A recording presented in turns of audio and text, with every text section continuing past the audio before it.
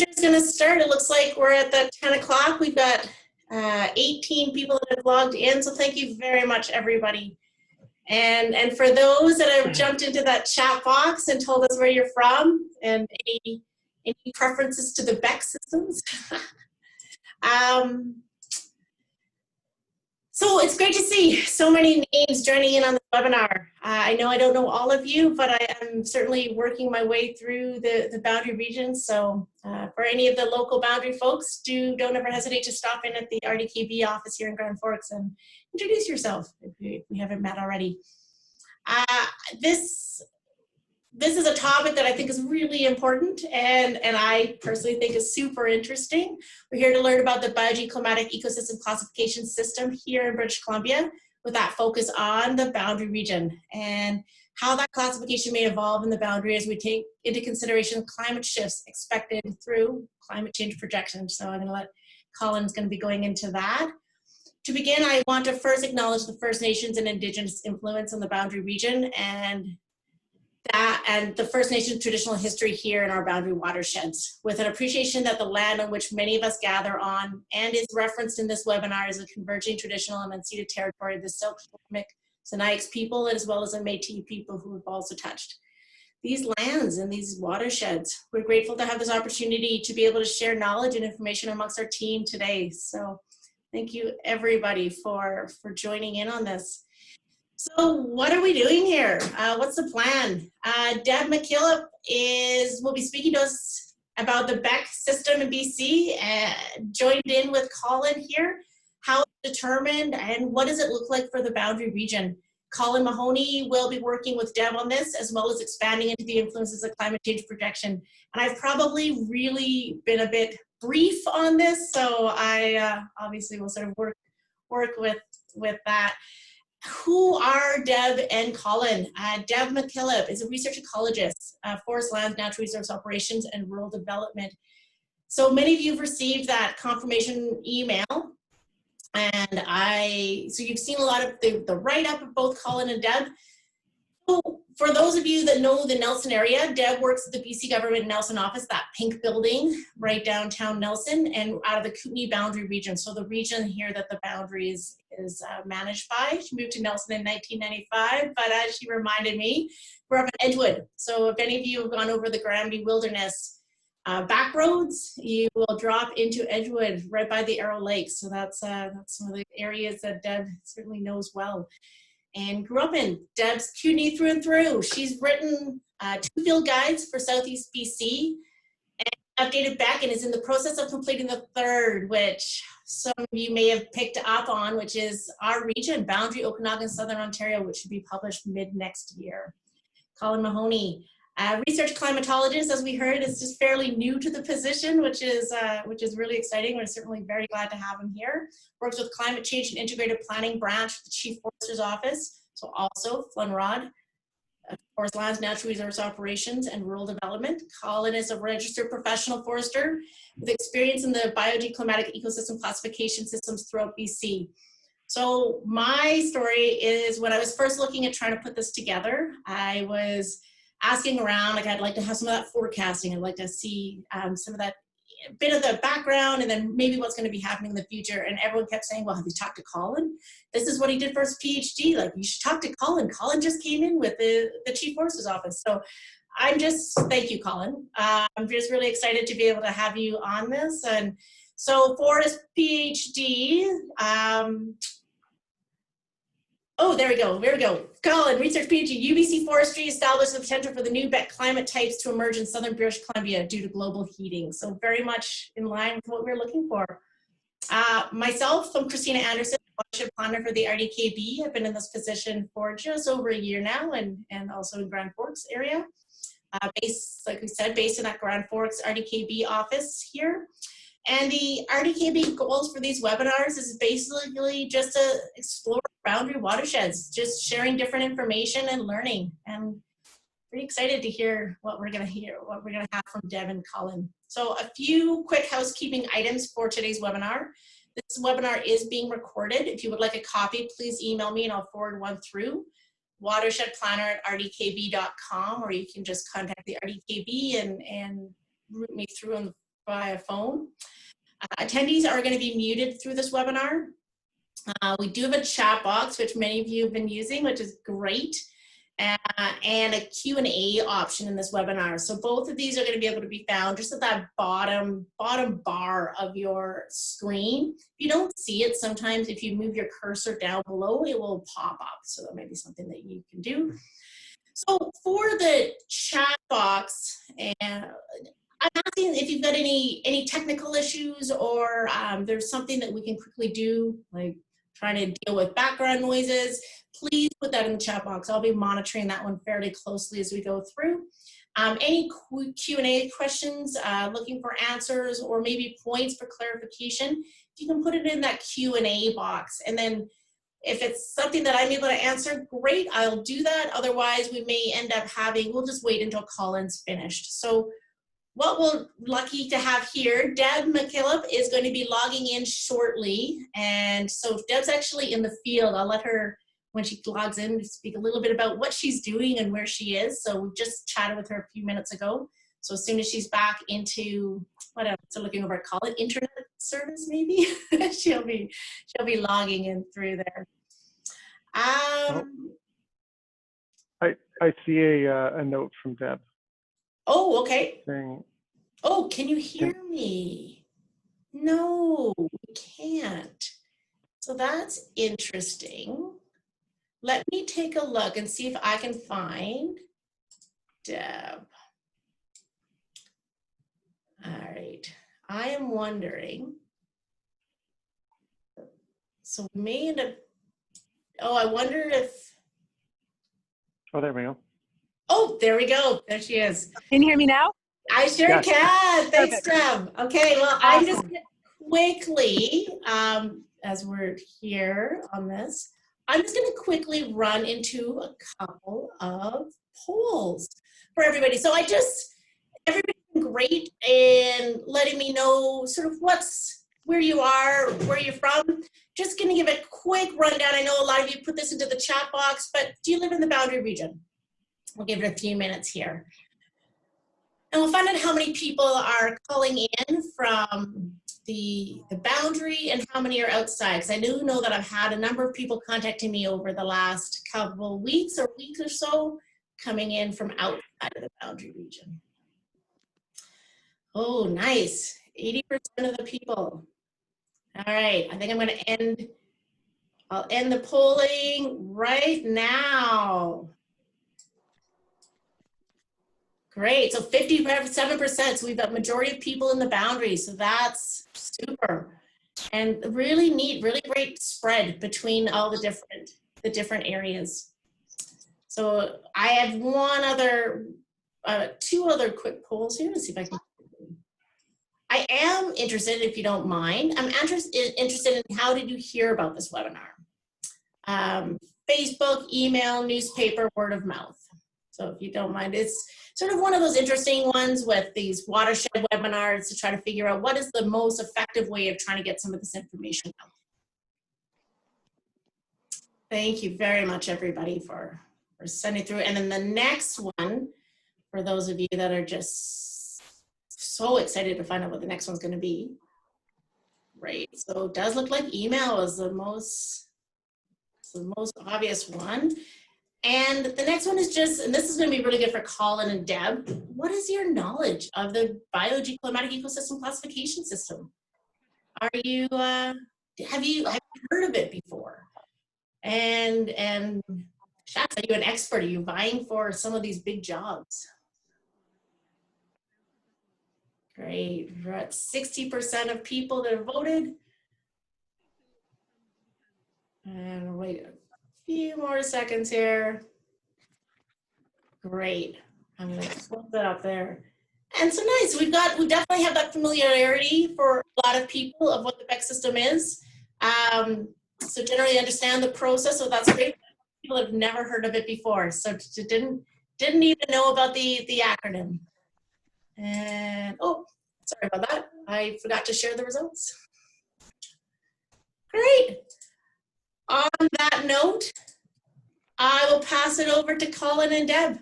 Thank you very much. Great, thanks, Christina. So I'll just share my screen here.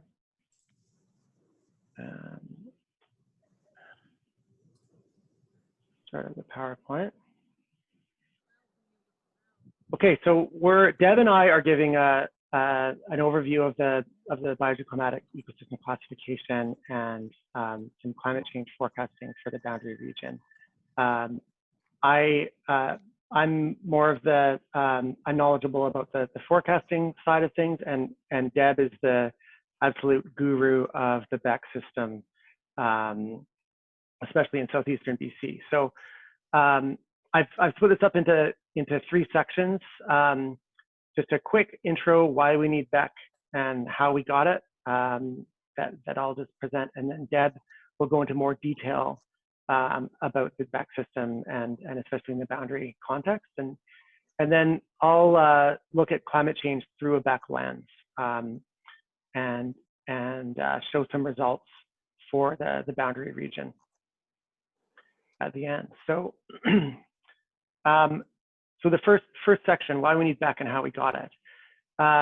When we look at forest ecosystems, there's similarities and differences. You know, these are 2 forests that I worked in on the coast, and we can see, you know, they both are slopes of approximately the same angle, but they've got different species of trees, different species of vegetation, different soils, looks like different climates. So ecosystems are very complex, and we need a structure to organize our knowledge and to communicate about these different ecosystems. So an ecosystem classification can be used for learning, communicating, and managing ecosystems. And that's what BEC does. It classifies ecosystems in terms of 2 key drivers of ecosystem function: climate and soils. So these are Deb's slides that I got from her years ago when I was teaching the BEC system at UBC. And you know, before BEC, you would have had to go through this long process of describing the specific site you were on, and it would be difficult to communicate that. Whereas after BEC, we have names for these specific sites, these climates and soil types, and the vegetation they're associated with. And so communicating among practitioners and managing the ecosystems of British Columbia is much more feasible under BEC. And I thought I'd go back right to the origins of the BEC because there's a really interesting story behind the man who originated this system. His name was Vladimir Krajina, and he had quite an amazing life story. He was a professor of botany in Prague, and when in 1939, at the outset of the Second World War, he became a leader of the Czech underground resistance to the Nazis. And after the war, he became a political leader, and he opposed the emerging communist tyranny. And eventually, he was forced to flee on skis over the mountains to Austria in 1948 and made his way to UBC as a botany professor. And so pretty much from the ground up, he developed the BEC system from the early 1950s into the 1970s. And then at that point in the 70s, it was adopted by the BC Forest Service and codified into the system that we know it by people like Deb, the regional ecologists of this province. So he was an outspoken critic of industrial forestry practices of the day. And that's why he actually moved from UBC Forestry to UBC Botany. And he used the BEC system, for example, to design BC's ecological reserve system. So he was a really important person in the development of this system. So Krajina broke the complexity of ecosystems into 2 key factors: climate, which is the regional level influences on ecosystem function, and site, so the local influences, the soil factors. There was also a chronological classification, but that has not really been developed as much. The problem faced by Cryena was that there was very little data on climate and soils in most areas of the province. And so, if you wanted to determine climate and site factors and you don't have a weather station and a soil chemistry lab, he had the insight to use indicator plants. So this is what makes the work of Cryena and his successors so unique. They had a really deep understanding of what plants tell us about climate and soils. Each plant is like a little weather station or a little soil lab with its specific range of tolerances. And each species has a range of tolerances to climate and soil. Sometimes these are quite broad, but together, when you look at the plant community as a whole, you get the intersection of these tolerances, and that indicates often a very specific range of conditions.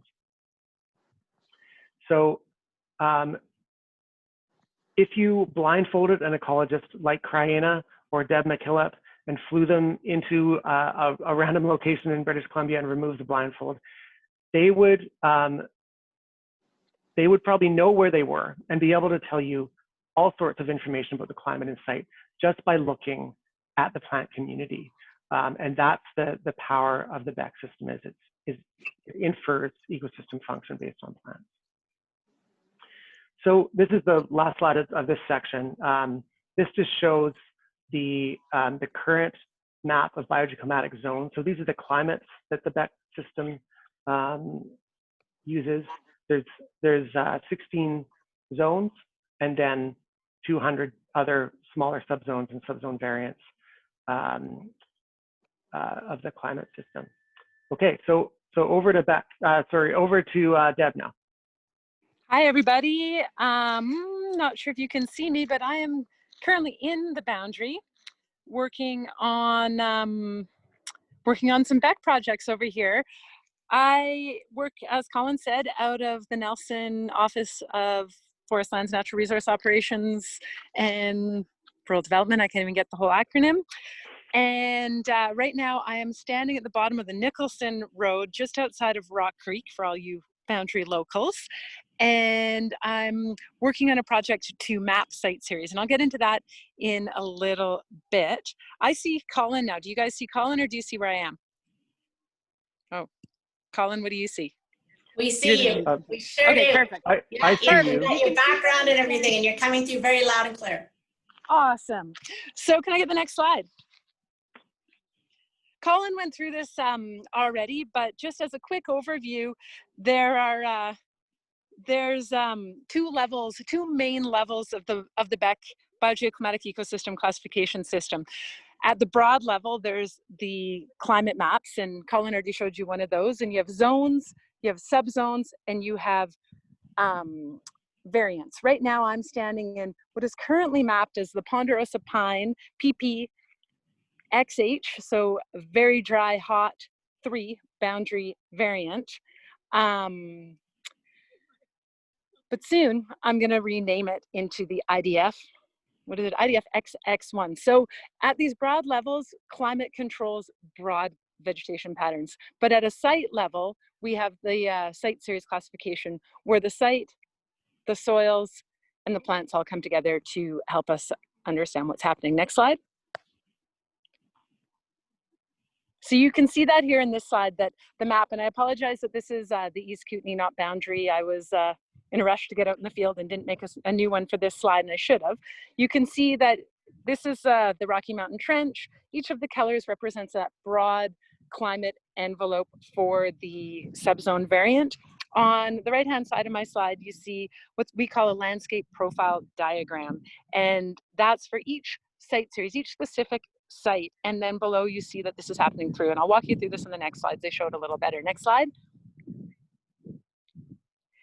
So BEC is not vegetation classification. Vegetation is a really important component of the BEC system because, as Colin explained really well, it's an indicator of what's going on. But BEC is site-based classification.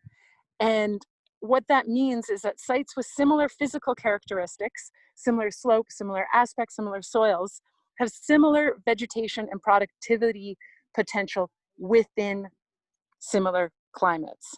So basically, similar climates lead to similar plant community patterns.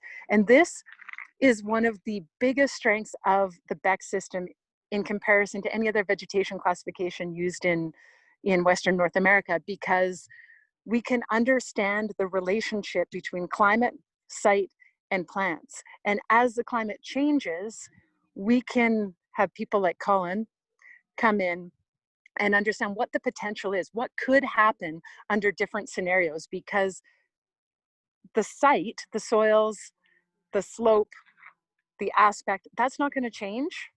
The climate will change, is changing, and that will have an influence on what plants can grow there, what productivity, what habitats could change, and what potential, what might happen in a changing environment. And that's really valuable. Next slide. So I showed you this at a smaller image. This is sort of the typical site series or ecosystem pattern in a mountainous environment. At the top of a hill, and it's not necessarily the top of a mountain, but the top of a hill, it's the driest. A raindrop falls, it has nowhere to go but downhill. The upper slopes again are dry. Warm aspect, cool aspect has a very big influence. So next slide, and I'll explain this a little better. So here you can see Douglas fir and some drier site on the top, on the rocky site. This is the driest ecosystem in the example that I'm showing. And this ecosystem that I'm walking you through is the ICH DW1. And that occurs around Christina Lake as you're getting into the wet belt a little bit more. Next slide. At the bottom of the slope, moisture pools. It has nowhere to go, so it just stays. And the wettest ecosystems in that unit have skunk cabbage. And most of you have probably seen skunk cabbage. And if you haven't, I hope you get to one day because it's pretty cool. Next slide. So you can see here that there's a pattern of the dry ecosystems on the top, the skunk cabbage at the bottom, and in between you have in-between ecosystems. And you can see that from those plant communities. Here you have, you know, a big cedar old growth stand in your lower slopes, and you have a Doug fir on a warm aspect on this ecosystem. So next slide. This is happening not on a whole mountain, but in each of those climate envelopes. And again, this is an East Kootenay example, but it would be the same here in the boundary if you just change it to IDF DM2, which if I turn this way behind me over my shoulder, that's the IDF DM2 on the other side of the mountain. MSDM1 above it, and then ESSFDC1 is the coding. We speak in these crazy BEC languages that I apologize, but it's a whole language that we understand, kind of like the little deers in the opening slides that Colin had. So next slide. Again, if I come back to this ICH, interior cedar, hemlock, dry, warm example, where we had the dry Douglas fir and maybe some ponderosa pine on the rocky sites, the driest, and we had cedar and skunk cabbage in the bottom. And then if we go to the ESSF, next slide, we get the same kind of pattern of ecosystems, but the plants are completely different. So here, instead of Douglas fir in the Engelmann spruce subalpine fir, which is your upper elevations, you have lodgepole pine, subalpine fir. Instead of skunk cabbage down in the wet spots, you have false hellebore, Canby's lovage. So we can understand those patterns. And as Colin will walk you through, you know, maybe in a future climate scenario, that Engelmann spruce subalpine fir higher elevation forest might have a climate that's a little bit more like that lower elevation, mid elevation, interior cedar, hemlock, dry, warm. And if that happens, how will we get from a skunk cabbage cedar to from a hellebore Canby's lovage spruce forest to a climate that would support more of a skunk cabbage cedar ecosystem. So we can really understand that stand level, what's around you in the context of the landscape, in the context of elevational bands, and in the context of climate change. Next slide. Oh, I'm behind on I have this on my iPad as I go too. So I always say when I work in boundary, they call it boundary for a reason. It's not just because it's a boundary from the Okanagan to the Kootenays or Canada to the US. Ecologically, there are strong and fast transitions that occur in the boundary. And this is a slide of climate subregions. The whiter colors are the very dry climates. So you can see the Okanagan and even Grand Forks and Rock Creek. And I'm even standing at this moment in a very dry climate subregion in just at the valley bottom in Rock Creek. And then the lighter gray is the dry, the darker gray is the moist, and the black to the north on the map is the wet climate subregion. And you can see that the boundary kind of is in that transition. And I think the way to really understand what's happening in terms of climate in the boundary is to take even a bigger step back and start thinking about how the weather patterns and where the moisture comes from. We know we're at southern latitudes in British Columbia. We know there's a lot of heat in the sun, but the moisture patterns are really important. And those moisture patterns come from the Pacific Ocean. The clouds come, they hit the west coast, you know, Vancouver Island, Haida Gwaii. It's really, really wet. They come across Vancouver Coast Mountains, still a lot of moisture in there. And then they hit the interior plateau and they kind of roll along because there's really no mountains there. It's just rolling hills, a couple mountains, but nothing really big.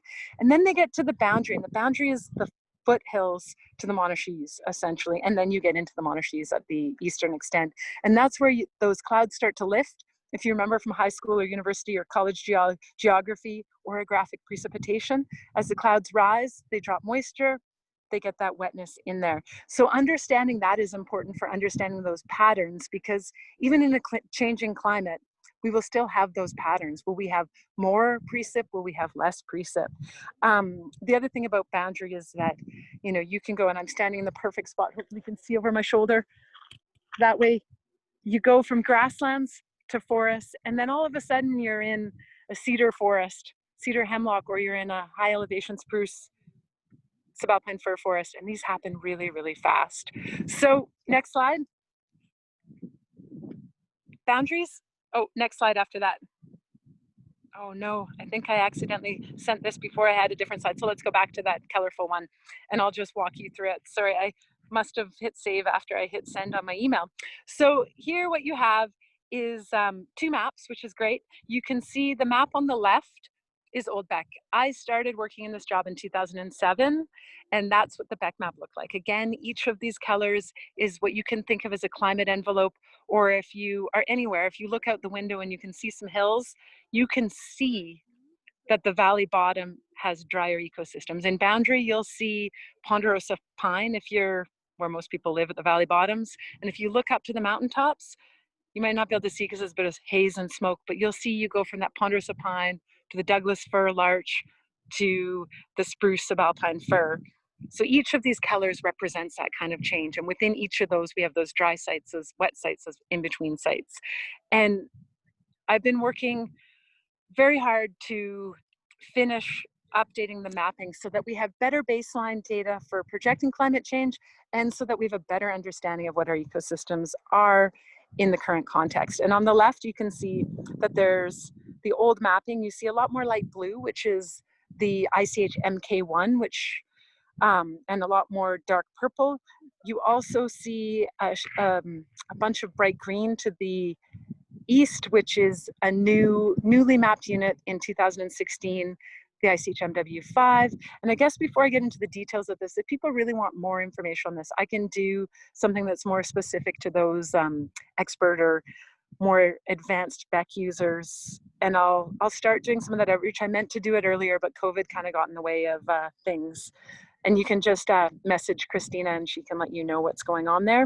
But the gist of this is that I'm working on a new field guide for site identification classification and for the overview gist of it. And that I'm hoping to have released in early spring 2021.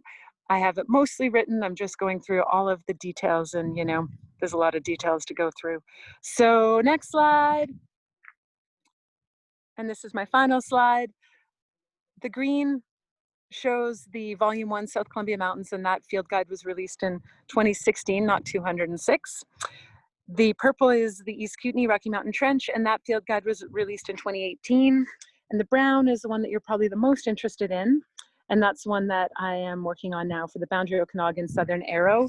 That eastern extent of the area was released in a temporary supplement in 2016. So that's been in use for several years. And then the ones that are peripheral, the North Columbia Mountains and the Merritt Okanagan, are also in the works. And new field guides really help us just to understand.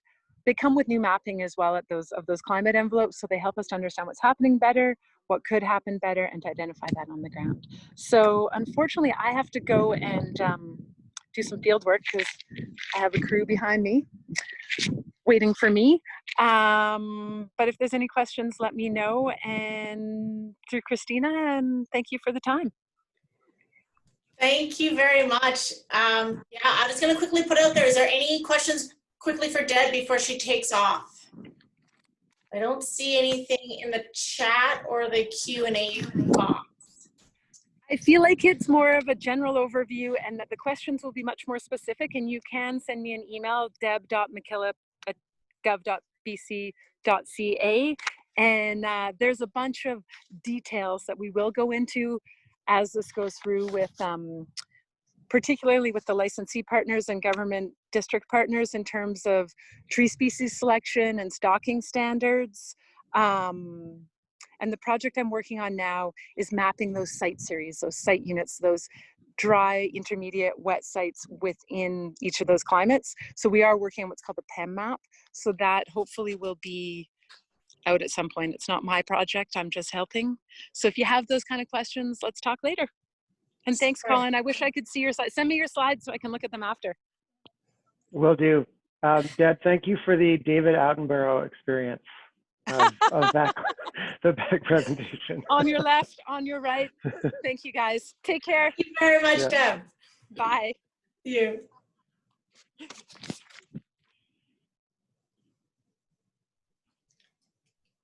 All right. Well, I'll take it from there. So now we get to climate change through a BEC perspective. BEC was not designed with climate change in mind. I think, at the time, climate was seen as variable, but over long periods of time, as the climate of a given site was envisioned as staying the same. And that was a completely reasonable assumption at the time, the correct assumption, but those days are over. And we are now in a time of transitionary climates. And we have to think, given that one of the key pillars of the BEC system is climate, what this means for the BEC system. But you can flip it around, and also you can see BEC as this very detailed map of climates and a very ecologically grounded climate classification. So this is an incredible advantage as we grapple with climate change and how to manage our ecosystems in a changing climate. So this is the topic that I'm really passionate about. So this is a general graph of climate change in southeastern BC. This is for more like in the Cranbrook area. This example is, and I'll get into the more detailed stuff for the boundary region later. But we see a historical range of variability, and then starting in the 70s, increasing temperatures. This is summer daytime temperatures. And we see, there's different models. And so we have a range of different models. And we also see different scenarios. An emission scenario of extreme fossil fuel expansion, and an emission scenario maybe more consistent with our current trajectory, RCP 4.5, where fossil fuels are gradually reduced over the 21st century. So, I study this stuff all the time, and I struggle with what a graph like this means for our ecosystems, because we don't really have much context. We really just have the historical range of variability. But this is where BEC can really help. So just as an example, this is the Rocky Mountain Trench near Cranbrook, and let's just go to a specific location on the side of this mountain, the Needles. This is the mountaintop here. This is the valley bottom. This is the floodplain of the Columbia River, and this is our location. So temperature decreases as you go uphill. That's called the environmental lapse rate, and so we can actually plot this historical variability of summer temperatures in terms of elevation equivalents, right? So this is our average location. It's got this is our location. It's got an average temperature of about 20 degrees, and some years are colder, and so they're more like locations at 1,800 meters. Some years are warmer, closer to the toe slopes of this mountain. And we can plot that over time, the temperatures are going to become more like the valley bottom under this scenario RCP 4.5. And we can express that in terms of Beck. So Deb was talking about how when you're standing in the valley bottom, looking at a mountainside, you can actually see written in the vegetation climatic changes, right? Where you go from ponderosa pine, Douglas fir at the toe slopes, into Douglas fir and larch, into spruce and pine trees, into Engelmann spruce, subalpine fir, and finally into the alpine, non-forested alpine areas. And so you can, this plot is showing that this location over time will have a climate more similar. So rather than having lodgepole pine and spruce, you're going to be having a climate that's more suitable for ponderosa pine and Douglas fir associated with this IDF XX2 biogeoclimatic variant. And so that's, you can visualize that also as the climate band shifting uphill. Now we can look at that other scenario of more extreme fossil fuel expansion or utilization globally, where we have higher rates of temperature change. And you can see that the temperature equivalency is actually dropping through the valley floor. So now we're getting into a climate that is novel to this, this whole landscape as a whole. And we'd have to start looking further south for potential analogs for those temperatures at the end of the 21st century.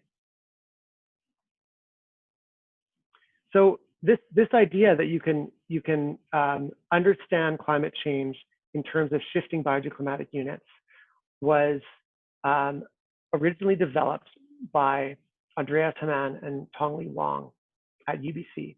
Andreas is now at the University of Alberta in Edmonton. And this was back in 2006. And I call these biogeoclimatic projections, the nickname is flying Beck zones. But essentially what it does is you take a machine learning algorithm and you train it to recognize biogeoclimatic map units in terms of their climatic attributes, so their temperature, the precipitation of the different seasons.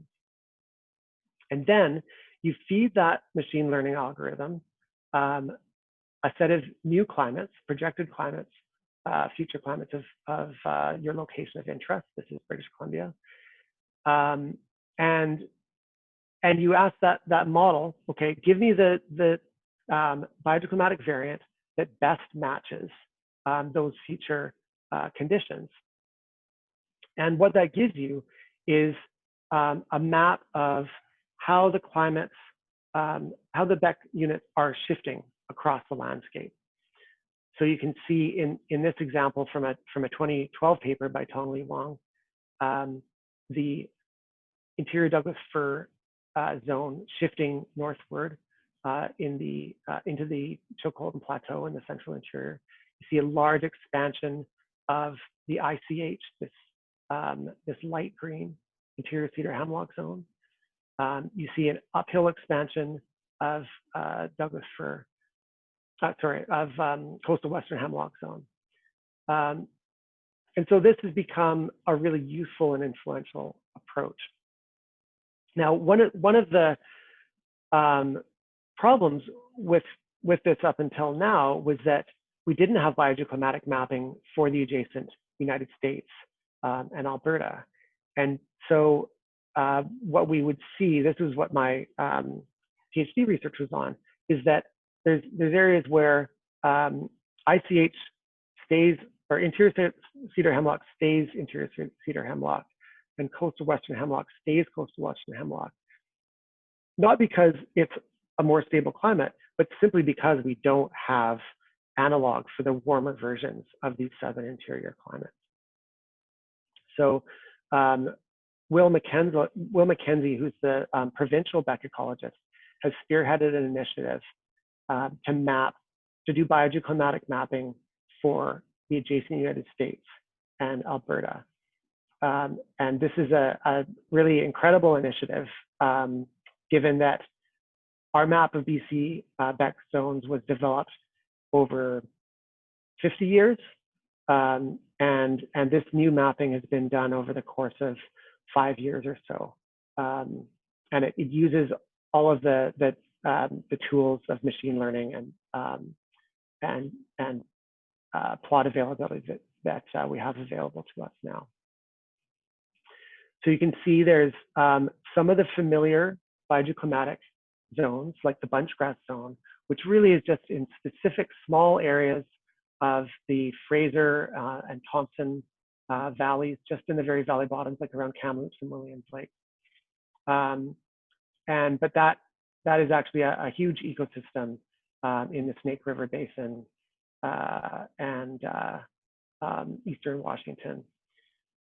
We also see the ICH extending down, the coastal western hemlock zone extending down. There's an occurrence of the Gulf Islands type ecosystem in western Oregon.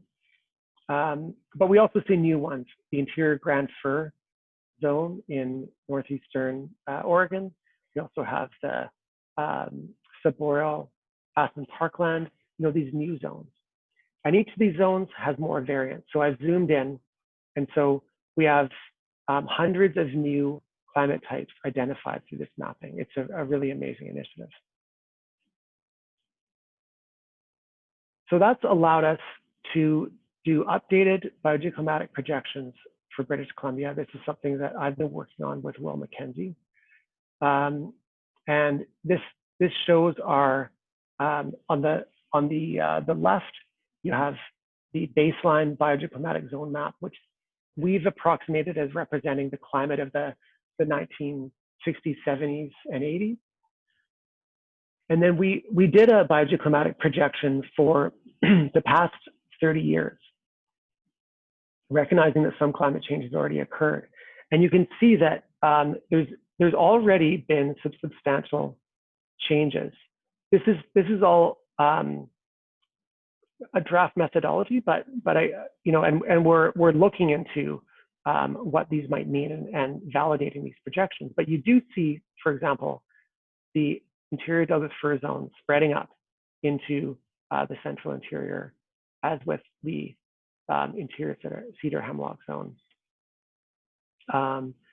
And these are some significant changes. And then as we project forward, this is just a single global climate model, but for the 2020s, that's like the 2011 to 2040 period. We see that trend continuing. So the Douglas fir zone expanding up into northwestern British Columbia. We see an uphill expansion of the ICH zone and the CWH zones into the subalpine areas. And we see the emergence of some new units, like this subboreal Aspen Parkland from southern Alberta coming into the Peace River Valley, and the interior Grand Fir zone from northeastern Oregon coming into the lee side of the Coast Mountains.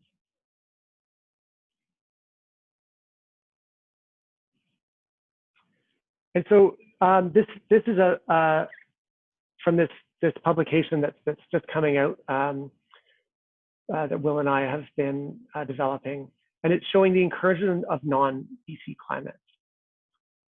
So we can see that the main area where climates from the United States are coming in is in the valley bottoms of the southern interior, as we would expect.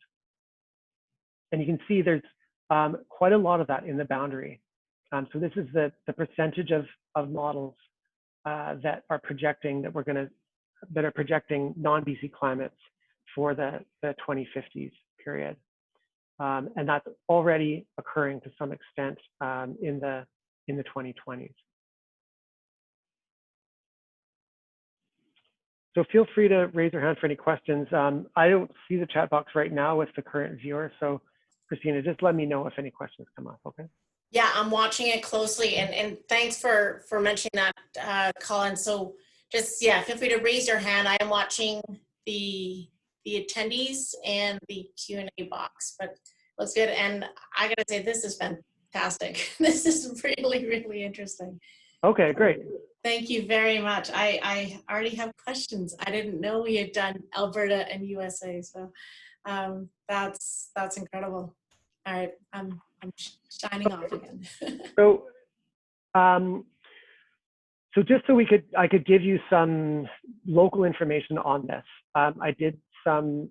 I created a little interactive browser that's just draft. It's just for me to use. But I thought I could run you through some of the projections for the boundary region, and I used the RDKB boundary, so it includes a little bit of the Kootenays here. Apologies to any of you boundary nativists out there. So let's go. So first we'll look at the current BEC map. And I apologize, there's a little bit of a lag while it processes data. So this is the current BEC map for the boundary. There's this orange is the interior Douglas fir zone. The pink is the montane spruce zone, so just slightly higher elevations. The green is the interior cedar hemlock zone, more of the wet belt climate of the Kootenays. And then the purple is the Angleman spruce subalpine fir zone. So that's the subalpine climate that's all throughout the Columbia Mountains. And if I can just turn down the transparency a bit, just to give you a sense of kind of where these stand. So we can see, this is the highway running through. So a lot of what you drive through is the interior Douglas fir zone. And then you're seeing up on the hillsides, the montane spruce and the Angleman spruce subalpine fir. Here's Christina Lake there, and Beaverdale in these valleys. So Colin, we Yes. had one question that, well, you Sure. have two questions, but one question that I think might help a couple people. They just asked for the fossil fuel component definition, please. So I think they're referencing to your emission standards of 8.5 and 4.5. We did have a presentation earlier on a climate change from PICIC, and so we spoke a little bit about some of that, but I think that might help as we move forward. So the other question will wait till the end. It was my question as well. So thanks. Okay, so is this a better understanding of the emission scenarios that I'm using here? I think it's an understanding of, when you say 8.5 and versus 4.5. So Martin, hopefully I've understood your question correctly. Just I think an understanding of what does it mean, and why would we maybe use the 8.5 versus say the 4.5? Okay, I'll just bring up another presentation, see if I can. Sorry, I didn't mean to break into you. Totally fine. Yeah, it's worth going through this stuff. So yeah, this just on this might not be the best slide to use, but okay, so this is emission scenarios for, so when we talk about emission scenarios, or when we model global climate change, we need to make different assumptions about how global society will develop, how our population will develop, how our economies will use fossil fuels, and that's what emission scenarios do. And there's many different possibilities. That is the future that's very difficult to predict. And so rather than making predictions, we make different projections according to these different scenarios. So this shows net CO2 emissions, so fossil fuel and land use emissions historically up until 2014, and then according to different emission scenarios. So you can see the RCP 8.5 is a scenario of rapid industrial development, kind of along the lines of what China went through in the 2000s, with massively increasing use of fossil fuels, a 7-fold increase in the use of coal, and no limits, no policy limits on the use of fossil fuels. And then there's this other scenario, RCP 4.5, envisions a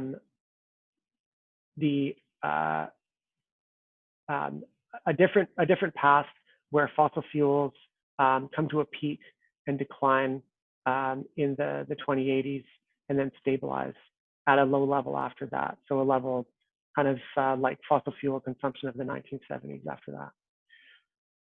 And then there's RCP 2.6, which is more like what's in line with the ambitions of the Paris Agreement.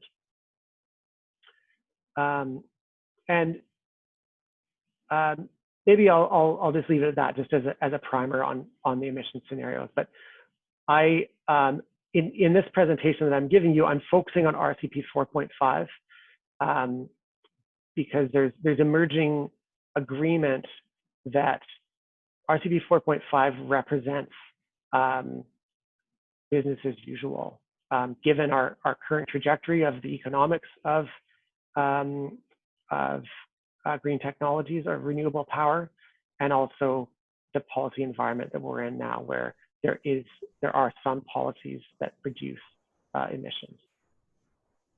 Thank you very much. I think that helps. So we'll Okay. follow up with any more specifics on that afterwards. Yeah, Sure. no, I've got the response to say thank you. That clarifies. So great. Okay. I appreciate that, Colin. Okay, so you can see here, I've got choose an emission scenario, and I'm working with RCP 4.5. Okay, so we go from our current BEC map, which is also here, and that'll stay there.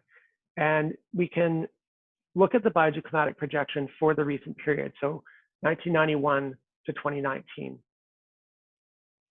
And there's a few key changes. So we see the emergence of ponderosa pine climates. We see the expansion of the interior Douglas fir zone northwards. We see the replacement of some montane spruce zones with interior cedar hemlock zone. And we also see the shrinking of the ESSF zone. So this is the interior cedar hemlock zone moving uphill and displacing the Engelmann spruce subalpine fir zone. So that uphill displacement is really intuitive in what we would expect. Other things like the interior cedar hemlock, so this is the MK1 moving westward into the montane spruce. That's something that needs needs more analysis, right? I need to work with someone like Deb to interpret what that means and look into the actual climate change that's contributing to that. Now, if we look on the right here, I put just some plots of climate change. And you can see with summer mean temperatures, we go from the 1960s, this baseline climate, and over the last 30 years, there has been this large increase in summer temperatures that's pretty in line with projections for the 2020s from global climate models. And so that's why we see these changes on the landscape. Okay, so now we can move into projections of the future. So this is for the 2020s, the 2011 to 2040 period. We see much of those same trends continuing. There's a range of different models that project for this period. I'm using 8 different models. And ENS, that's ensemble vote, so it's kind of the ensemble mean. That's what I'm mapping here. So we see some significant changes here. So not only do we have the expansion of the interior Douglas fir zone into the valleys eastward, we see the bunchgrass zone. So this is bunchgrass MW from Washington State. This is bunchgrass also from Washington, a drier and hotter version. And so that's significant because the bunchgrass zone is a non-forested climate.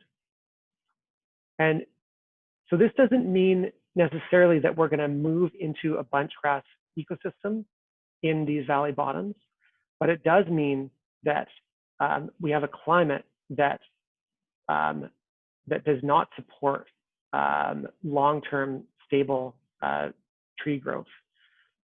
So as we see disturbance in these areas, if there's a fire that comes through, or if there's harvesting, it could be very difficult to establish trees on those sites. So we also see further uphill movement of the ESSF zone and contraction of the montane spruce zone as well. So looking further into the future, into the 2050s, so that's the 2041 to 2070 period, 30 years from now. The trends continue. Significantly, look at the contraction of the ESSF zone. So now our subalpine ecosystem is really just at the very tops of the hills in this area. And we do start to see a novel biogeoclimatic zone, the interior Grand Fir zone from Oregon coming in, as well as a large expansion of that bunchgrass zone. So this is the ensemble mean. We can also look at individual models. So let's look at the Hadley Center model. So this is the model that's projecting the driest conditions for the future. And this model is showing many of the same patterns, even more ICH in the west of the boundary, but a large incursion of the interior Grand Fir zone from Oregon. So as we, as ecologists and climatologists, look at these projections, we are interested not just in the mean condition, but in what all the models are the variability or the variation among the models. And we need to consider some of these kind of outlying models and what they're projecting for climate conditions.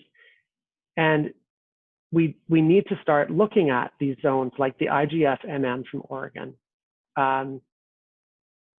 and speaking with foresters working in those zones and ecosystem managers in Oregon to try to understand how to manage these ecosystems given these climates. What are the tree species that are that do well in these climates? What can we expect for our current forests, given that these climates are coming into British Columbia? So it's a extremely challenging time and a time of great concern for ecosystem managers, but it's also a very, very interesting time to be doing this kind of work, because it really means we need to be doing a lot of cross-border interaction with ecosystem managers from the United States. And maybe I'll leave it at that. It's 11 o'clock, and I'm interested in any questions you have. Thank you. Colin, this was fantastic. I just have a quick question. Sure. So you referenced it as an app. Is this publicly available, or is this something that you have? Not yet. Saying, okay. No, this is like my, this is something I'm working towards to, we're trying to make biogeoclimatic projections like this more available. And it's something that we will work towards over, the next year or so. Right now, this is just something that I cooked up for this presentation, and so I'm just going to keep it to myself for now. but yeah, I'd like to move this direction so people can work with their look at projections for their area, and really zoom in as well. And wow. think about what it means for their given sites. This is great. So we do have quite a few questions that have been coming in. So we've got 6 questions. Do you want me to read them out, or do you want to? Is that easier? Oh, yeah. Let me see. So one. If I can get the. I just want to see if I can get the. Sure. You should be able to just click on that Q&A box. I'm not even seeing. Oh, meeting controls. Oh yeah, here we go. Okay, Q&A. Well, why don't I just read them out? Okay, either one. Yeah. So first one, are Beck maps or shapefiles for Washington available to download? The answer is not yet, but they will be in the future. Those maps are currently draft. We're using them for our scientific publications, but they're not yet available. So I guess I've got a question sort of tying into that. With building so we are transboundary at the Kettle River watershed, and okay. There's a lot of work that is being done, and we're pretty lucky that we've got some great relationships with our southern counterparts in our region here. How much involvement have the states been with this mapping, the Beck, or for that matter, Alberta, with the mapping? Is it all BC going down and ground truthing, or is it, are they involved, or they're trying to get their Beck information? So the method was primarily BC ecologists, so Beck ecologists, using an extensive plot database from the United States. So it's the FIA plots. There's tens of thousands of vegetation plots, and feeding that into the Beck methodology, and then doing machine learning mapping of these units that have been classified by hand. But now it is in a stage of very much reaching out to ecologists from the United States. And there's quite a few practitioners down there that are very excited about this work, because it's a new type of climate mapping for the United States. And then there's also been some reconnaissance ground truthing as well. Oh, so it's the kind of thing that will develop over a long period of time. But certainly the draft version is very useful, even if it's not perfect. And we are also engaging with the Cascadia partnership to bring in a dialogue around how this mapping can kind of inform cross-border dialogue about ecosystem management. Thank you very much. Yeah. Okay, so question from Gerald Feist in Rock Creek. Will they change the species they plant for reforestation because it's drier?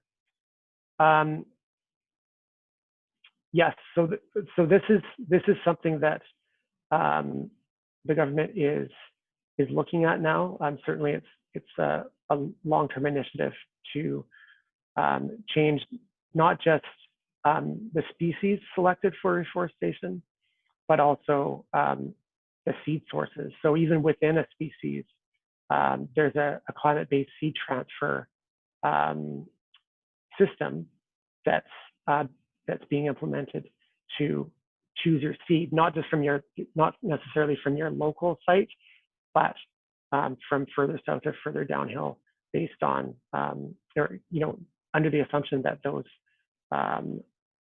that seed source would be better adapted to the future warmer and drier climates.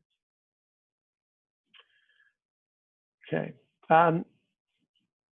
So are there any positives to this shift to drier, warmer climates with regard to land use planning and forestry in BC? For example, increased opportunity for growing food crops that require drier, warmer climates in areas that traditionally had forested ecosystems. That's certainly one for agrologists. I think that there will be possibly some winners and losers with climate change, and there are some opportunities that this kind of climate disruption can offer. Whenever I'm thinking about those opportunities, I always try to stay mindful of the challenges. That what does it look like to transition from a forested ecosystem to a productive crop, and that's a big transition for that ecosystem. And something like fire, for example, fire is what does that work for us, often in transitioning forested ecosystems into grassland ecosystems, and those will be happening in our most populated areas. So there's certainly a lot of challenges that come along with those opportunities. But certainly. Yeah. Jump in a little bit here, just because I just wanted to add that we're already seeing a change in some of the agricultural crops that are happening in the Boundary region over the last 20 years. Some of it is based off economies, and some of it for sure is based off climate. And I know that's been seen in a variety of different agricultural areas throughout BC.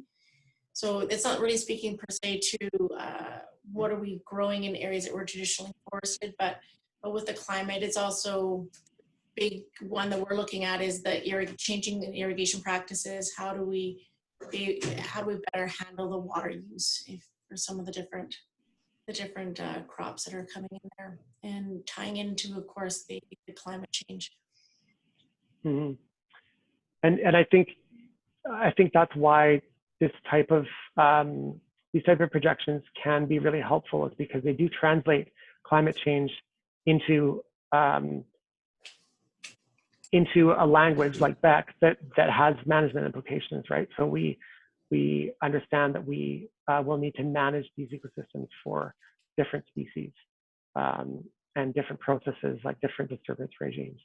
Yeah, different pests, different diseases. Yeah, and agrologists are thinking the same things and looking further south for crops that are going to be appropriate for the future climates of BC. Okay, so next question: why did recent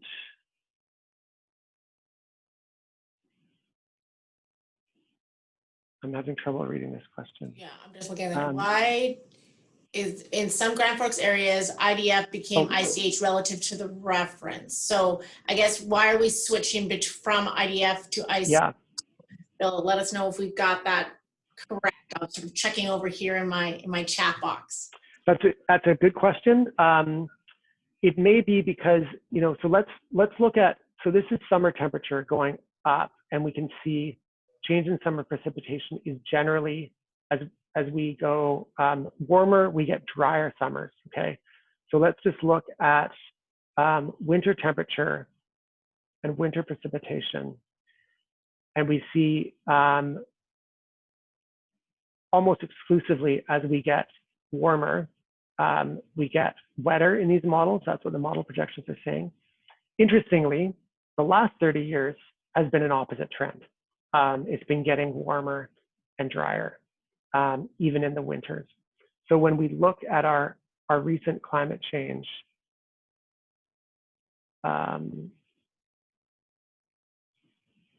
take a second to load. Yeah, and I'll just, while you're loading it, I've just got the feedback from Bill, and it says exactly, it seems odd for IDF to turn into ICH with warmer temperatures. Maybe I saw it wrong though.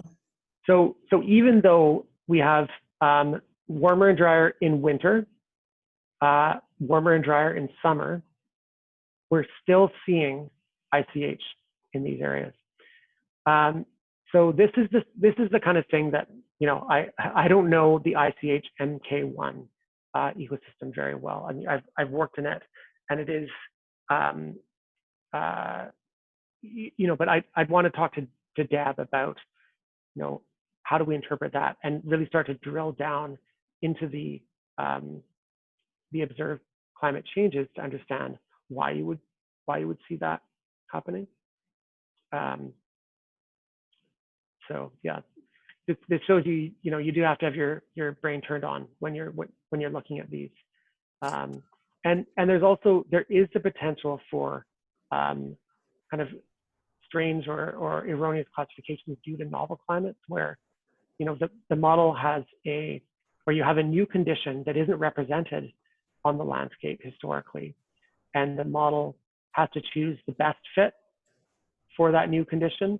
And so it'll give it a name like the ICH MK1, but it's not necessarily a good fit.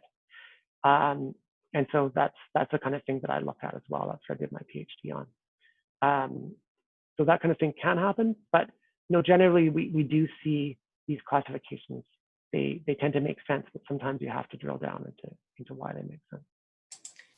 I think that's great, Colin. And I know that something I've always heard is, you know, these models are a tool, and then you do the ground truthing. You sort of use it as a big picture, look at it, and then figure out, is that making sense to what we're seeing?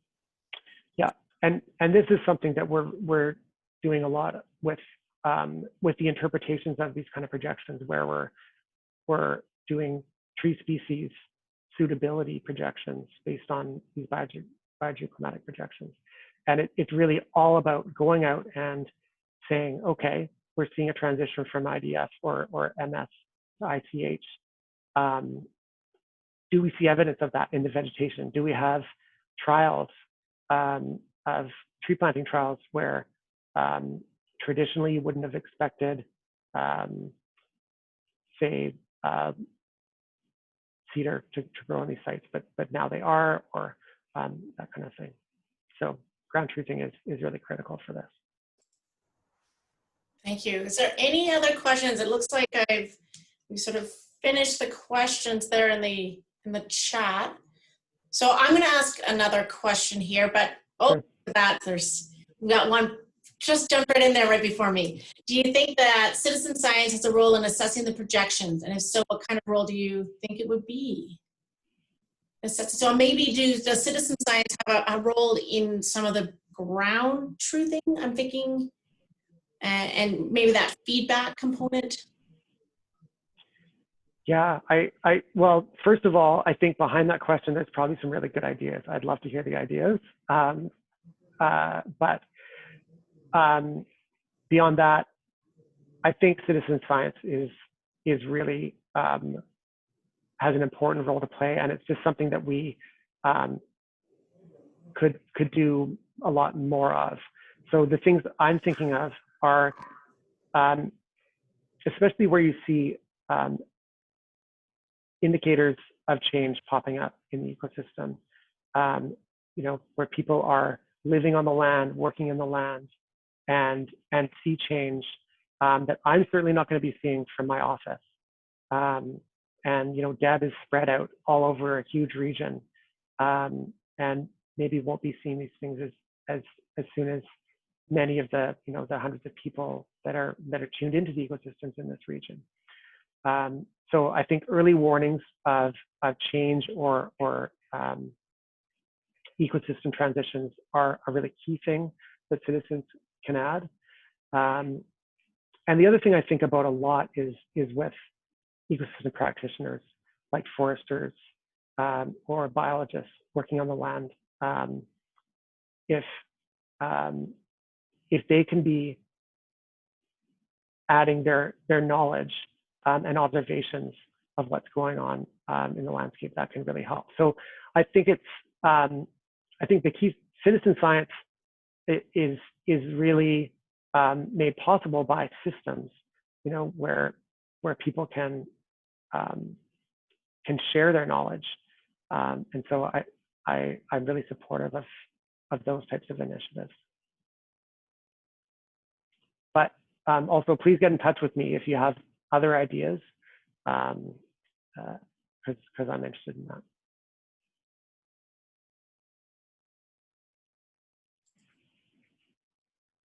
My question, so I just sent them through here. My question was also, so you spoke about seed sourcing tied into the climate projections, or planting species for knowing what's going to happen in the climate. How far out do you go? So I'm thinking, so one of the things that's come up, you know, if we're planting the species, if I plant for a climate that is projected 30 years, is that species going to make it until it hits that 30-year mark? Or do I plant for a species that is right now, and then 30 years out, we've got a problem? How do you manage that? So this gets to the immense challenge of doing ecosystem management and forestry in a transitory climate, where, you know, the climate that we're planting species into is not the same climate that they're going to be maturing in. Yeah. And so they need to be resilient to both of those kind of conditions.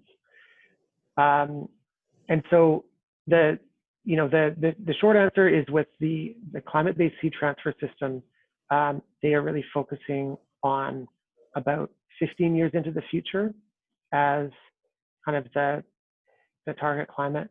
And so what that does is it accounts for about 1 degree of temperature change up to present, and another degree of temperature change to 15 years in the future. So it's kind of a 2 degrees temperature change.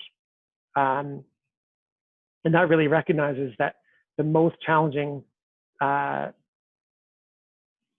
in a tree's life is when it's a seedling, in many ecosystems and many tree species. And so we really need to make sure these trees get established. But if we weren't doing any climate-based seed transfer, we'd actually be planting trees into planting the local trees into climates that are already too warm. So doing some amount of climate-based seed transfer, even to the present, is reducing the risk of regeneration failure. I got a quizzical look from you, Christina. Oh no, it's just interesting. Okay. Yeah.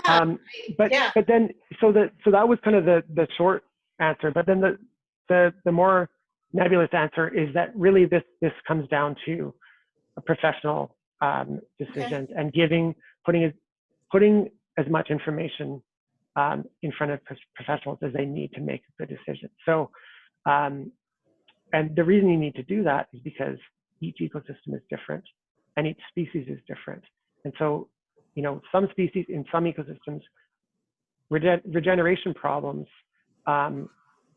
may not be nearly as much of a factor as what that tree needs to be resilient to in, say, 30 years from now. Whereas in others, there may be frost limitations or drought limitations that strongly constrain your establishment options, the trees you can put in the ground, regardless of what that climate's going to be like in the future. And so that's, you know, each forester or forest professional working in this province is to a greater or lesser extent an expert in the Biogeoclimatic Ecosystem Classification for their local area. Yep. They know these ecosystems, and so if you can give them projections of what the future might look like, then they can make informed decisions about what strategy to take. Thank you. Okay, I've got one more question. If nobody else, so sort of watching here, if anybody else has any questions, feel free to just quickly jump those in. Do we know any other countries that you think are doing a really good job at figuring out how to plant and sort of that forestry, knowing that we've got that changing climate? It's a very big picture question. I just know that there's been a lot of lessons learned from other countries and other areas.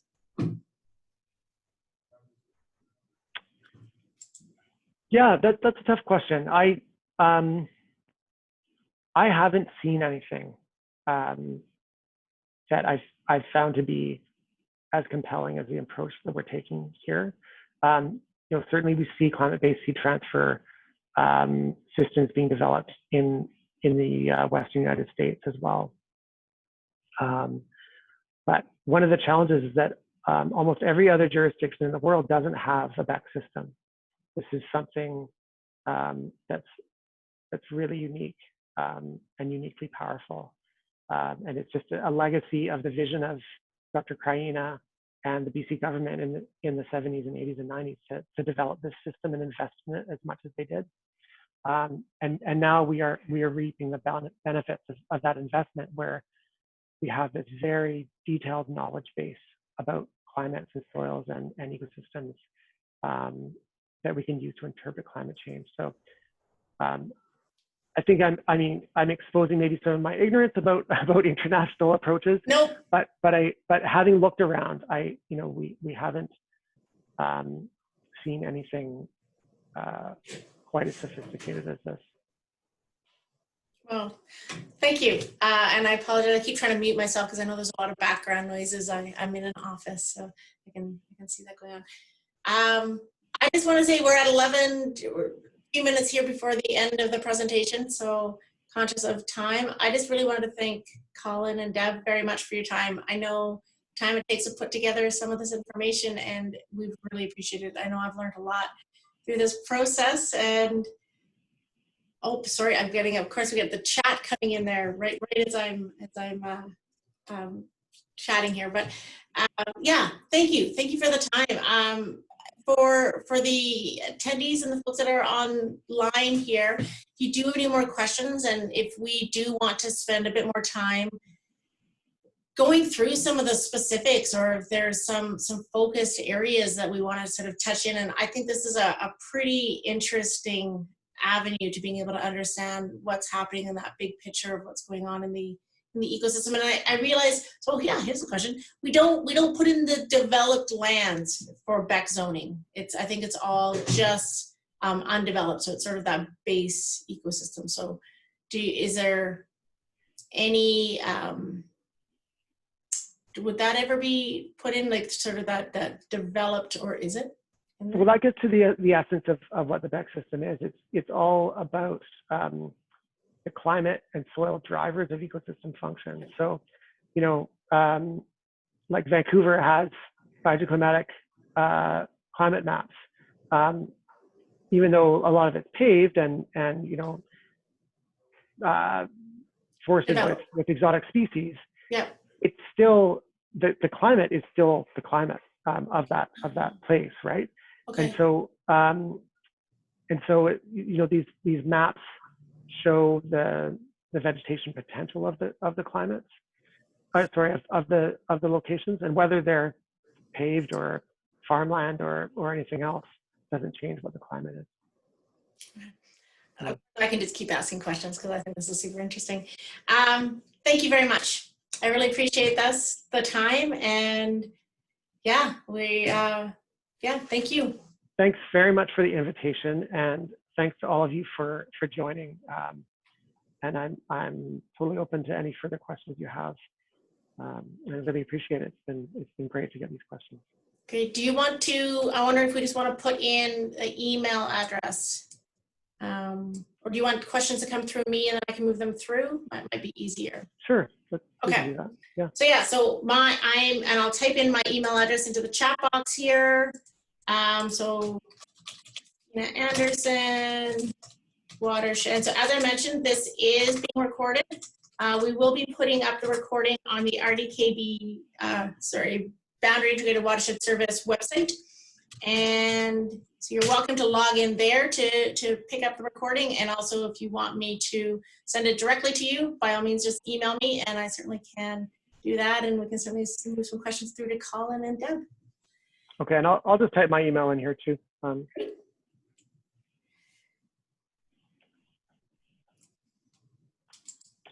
Okay, thank you very much, everybody. Thank you. Thanks, Christina. Have a good day.